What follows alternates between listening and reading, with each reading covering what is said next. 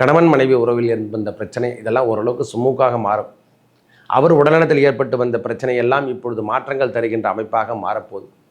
சுக்கிர பகவானால் திரும்பியும் பழைய நிலைமைக்கு நீங்கள் கொண்டு வரத்துக்கான அமைப்புகள் தேடி வரும். பழைய வேலையை நாம் தொடங்கலாம். அந்த அமைப்புகள்லாம் இப்போ முன்னெடுக்கக்கூடிய தலைமையாக இருக்கும். அதுவும் இல்லாமல் செவ்வாயுடைய அமைப்பு நன்றாக இருப்பதால் 9ஆம் இடத்தில் இருப்பதால் செவ்வாயோடு சேர்ந்த கேது பகவானும் இருக்கிறதால பொறுமை தேவை. இந்த நேரத்தில் நிதானத்தை எடுத்துங்க. லக்ஷ்மி கடாட்சம் இருக்கும், நான் இல்லைன்னு சொல்ல. நாம் வேலை செய்தால் மட்டுமே நம்மளுக்கு கிடைக்கக்கூடிய லாபங்கள் தனலாபம் என்பது உண்டு. உடைத்தால் முன்னுக்கு வரலாம் என்று சொல்லக்கூடிய அமைப்பு தான். ஏன்னா சனி பகவானுடைய பார்வை யார் மீது படிந்தாலும் அந்த நேரத்தில் உடைத்தால் மட்டுமே நாமால முன்னுக்கு வர முடியும். கடின உழைப்பை கொடுக்கணும். உழைத்தால் மட்டும்தான் முன்னுக்கு வர முடியும். சனி பகவானுடைய பார்வை எங்கெல்லாம் பார்த்தா அந்த கடுமை கொடுத்துருவார். திருமண தோஷங்கள் விலகக்கூடிய காலம், காதல் திருமணங்கள் கைகூடக்கூடிய காலங்கள் 26/7க்கு அப்புறம் அந்த அமைப்புகள்லாம் தேடி வரப்போது. இல்லறத்தில் நம்மளுக்கு சுகம் இல்லாமல் போயிருந்தால் அந்த பிரச்சனையை விட்டு விலக போகிறோம். நட்பு வட்டாரங்கள் சின்ன சின்ன சலதரப்பு கொடுத்தாலும் இனிமேல் அதெல்லாம் மூலியமாகவும் நம்மளுக்கு நட்புகள் சேரப்போகுது. காதல் கைகூடும் என்று சொல்லாமல் ரொம்ப நாளாவது எதிர்பார்த்துருந்தீங்க, லவ் பண்ணிகிட்ருக்கேன், திருமணமே ஆக மாட்டேங்குது, யாரும் ஒத்துழைக்க மாட்டேன்றாங்க சுவாமி. வீட்லேயும் சரி, பெற்றவர்களும் சரி, அவங்க வீட்லேயும் சரி, ஒத்துழைப்பு இனிமேல் தராமல் இருந்தவங்களுக்கு கூட ஒத்துழைக்கக்கூடிய காலமாக மாறும். இறைவன் இட்ட கட்டளையாக சில விஷயங்கள் நல்லது இந்த மாதத்தில் நடக்க போகுது. நிறைய விஷயங்கள் நம்மளுக்கு இந்த ஜூலை மாதம் நன்மை நடைபெறக்கூடிய மாதமாக திருமணம், குழந்தை சார்ந்த விஷயங்கள், அடுத்தடுத்த குழந்தை என்று சொல்கிற மாதிரி 2வது குழந்தைக்கு எதிர்பார்த்துருந்தவங்களுக்கெல்லாம் இந்த முறை அந்த பாக்கியம் கிட்டக்கூடிய அமைப்பு. எனது அன்புள்ளம் கொண்ட தனுசு ராசி நேயர்களே, தனுசு ராசிக்கு இந்த ஜூலை மாதம் எவ்வாறு இருக்க போகுது? கிரகங்கள் அமர்ந்திருக்கும் இடம் சார்ந்த விஷயங்களில் எல்லாம் பார்த்தா அர்த்தாஷ்டம சனி என்று சொல்லக்கூடிய சனி பகவானுடைய தன்மையை நாம் எடுத்துகிட்ருக்கோம். 4ஆம் இடத்துலேருந்து சனி பகவானுடைய பார்வை நாம் வாங்கிட்டுருக்கோம். 3ஆம் இடத்துல ராகு பகவான் பராக்கிரமத்தை இப்பவும் துணிவோடு நாம் செயல்பட்டுருக்கோம். எந்த பிரச்சனையாக இருந்தாலும் அந்த பகவானுடைய அமைப்பால் அந்த சனியைப் போல ராகு என்று கொடுத்தோமில்லை, அந்த பராக்கிரமம் என்பது இருந்து கொண்டே தான் இருக்குது. கவலையே படாதீங்க. நாம் விழுந்து விட மாட்டோம். முதல்ல அதை நாம் தெரிஞ்சுக்கணும்.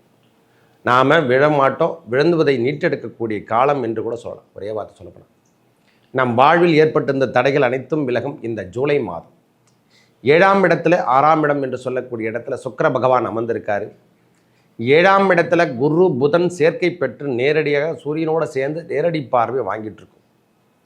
அதாவது சாதிக்க முடியாத விஷயங்கள் என்னென்ன இருந்ததோ, சாதிப்பு தன்மை என்னென்ன இல்லாமல் போச்சோ அதெல்லாம் இப்போ அந்த 8ஆம் இடத்துக்கு சூரிய பகவான் இடம்பெயரக்கூடிய காலத்தில் அந்த உடல் தொந்தரவு கொஞ்சம் அதிகமாக கொடுத்து அந்த பிரச்சனையிலேருந்து நீங்கள் விடுபட்டு வெளியே வந்துடுவீங்க.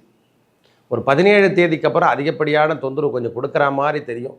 அதிலிருந்து விடுபட்டு வெளிவரத்துக்கான அமைப்புக்கு தான். அது இடத்த போனாவே சுத்தமடைய செய்யும் என்று சொல்வார்கள். தனுசு ராசிக்கு கைகால்களில் பிரச்சனை, பிபி, சுகர் எதுன்னு சொல்லக்கூடிய அமைப்புகள் அதிகமாக இருந்தால் இந்த முறை அந்த சர்ஜரிங் சொல்லலாம், எதனா ஒரு சர்ஜரி செய்து நாம் வெளிவரத்துக்கான காலங்கள் ஏற்படும். சின்னதாக ஒரு சர்ஜரி செய்து நாம் வெளிவந்து பிரச்சனையிலிருந்து நாம் விடுபட்டு வெளியே வந்துடுவோம்.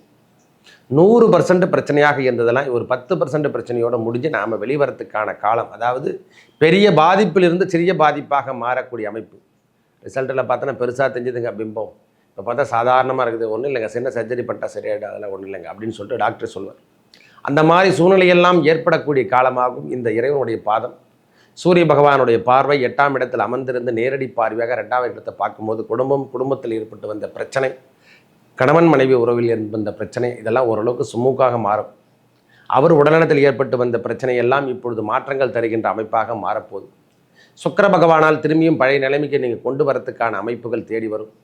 பழைய வேலையை நாம் தொடங்கலாம். அந்த அமைப்புகள்லாம் இப்போ முன்னெடுக்கக்கூடிய தலைமையாக இருக்கும்.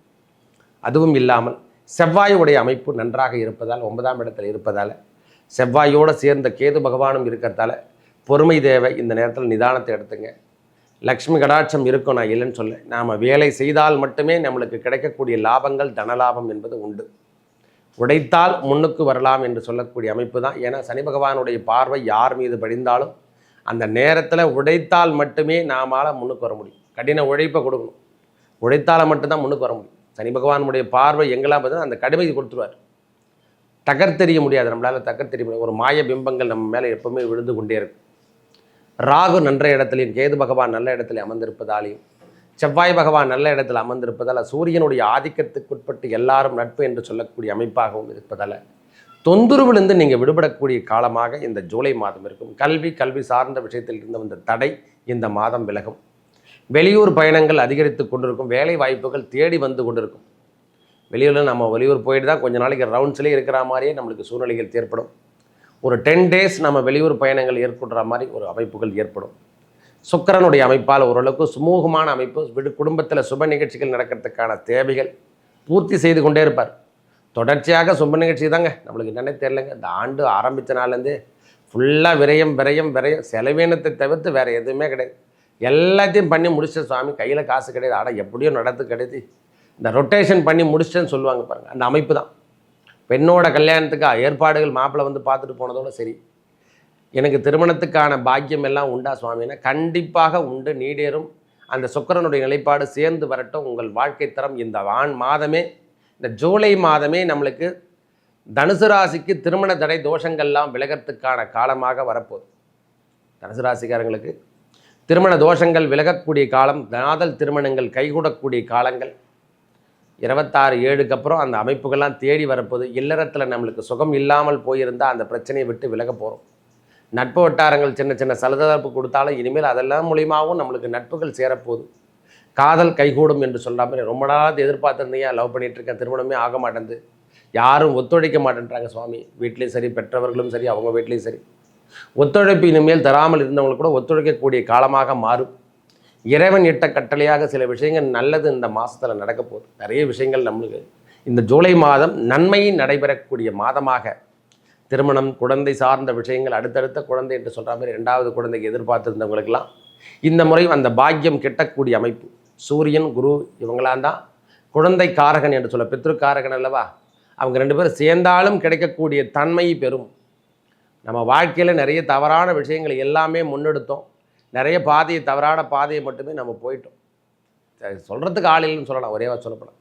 அந்த மாதிரி விஷயங்கள், தடையான விஷயங்கள், தொந்தரவான விஷயங்கள், மன அழுத்தங்கள் இதெல்லாம் ஏற்பட்டிருக்கும். அதெல்லாம் இப்போ கொஞ்சம் கொஞ்சமாக விலகும். குருவின் பார்வை நேரடியாக நம்ம ராசிநாதன் நம்மளை பார்க்கறதால, அவர் வீட்டை அவரே பார்க்கறதால துன்பத்திலிருந்து விடுதலை பெறுகின்ற காலமாக நீங்கள் பயப்படவே தேவையில்லை. அஞ்சாமை என்று சொல்லக்கூடிய அமைப்பு எப்பொழுதும் இருந்து கொண்டிருக்கும். அஞ்ச தேவையில்லைங்க, தைரியமாக போகலாம் அப்படிங்க. இறைவன் நாளை காப்பாற்றுவார் என்ற ஒரு நம்பிக்கை, அந்த அசட்டு தைரியம் எல்லாம் நம்மளுக்கு முன்னெடுத்து வந்து கொண்டிருக்கும்.